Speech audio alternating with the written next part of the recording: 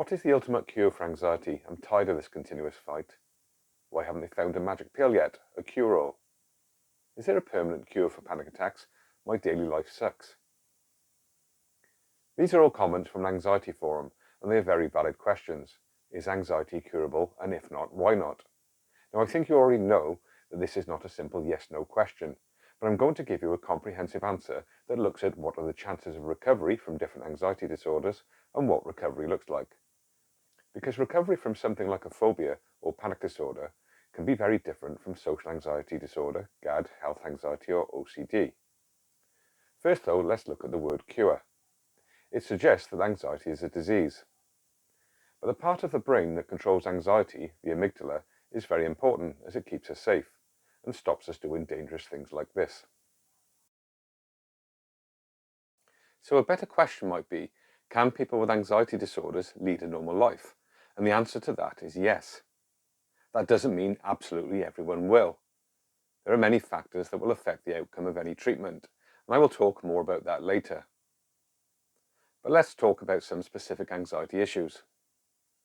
If there is one anxiety issue where you could potentially use the word cure, it's specific phobias. After treating people for blood phobias, I was able to show them blood with no reaction. And I received a mail from someone I treated for a flying phobia, thanking me because for the first time ever, she'd been able to fly without Valium, alcohol, or anxiety. Usually when a specific phobia is gone, it's gone for life. But it's not so straightforward with anxiety disorders. First, let's take panic disorder. When I was counselling, I was able to help some people stop their panic attacks. Does that mean they were cured? No. Panic attacks are caused by two things. One is a level of stress that overwhelms your coping abilities, and the other is your own behaviours. During counselling, I taught my clients how to reduce the behaviours that made panic attacks more likely. But if they started reintroducing these unhelpful behaviours again, then recurrent panic attacks could return. Equally, if their lives suddenly became very stressful again at a later date, there is no guarantee that it would not trigger another panic attack. But hopefully, they would use what they learned to stop it developing into panic disorder again. But typically, most studies show that 70 to 80% of people who've had CBT are able to stop their panic attacks by the end of treatment, and one study on relapse rate showed it was as low as 14%. Social anxiety usually develops at a very young age, and it's likely to be with you for life. But you can reduce the severity of it. And if you suffer panic attacks in social situations, it's quite possible to stop or reduce those. A meta-analysis of multiple studies for social anxiety found a remission rate of 38% for CBT. While that might seem low, it's still a lot higher than other treatments like antidepressants. Generalised anxiety is another one that you will probably experience for life. But through therapy, you can learn to manage it and even reduce it to below disorder level. You see, anxiety is on a spectrum, and you will move up and down that spectrum through your life. But by learning how anxiety works and how your own behaviours affect it, you can change where you are on that spectrum. Regarding the chances of recovery, one meta-analysis of multiple studies on CBT for GAD found 51% of people were in remission by the end of therapy. Hypochondriasis, better known as health anxiety, is another anxiety disorder that will vary in severity through your life. This is no surprise as we all get ill, have health scares, or have a loved one fall ill at some time in our lives. But CBT can be very effective in reducing health anxiety. And one study found that at the 3-year follow-up, 72% of the patients no longer fulfilled the diagnosis of hypochondriasis. OCD is another anxiety disorder that you are likely to have for life to some extent, and the remission rate for CBT is around 38%. However, studies on ERP, which has some similarities to CBT, report as many as 80% of people reducing their symptoms by 60 to 70%, and 53% having long-term remission.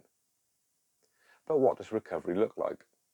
Whereas with phobias there's a definitive moment where you realise that your fear is gone, it is not like that with anxiety disorders. When I was counselling clients with panic disorder, I would ask them how many panic attacks they'd had since I last saw them.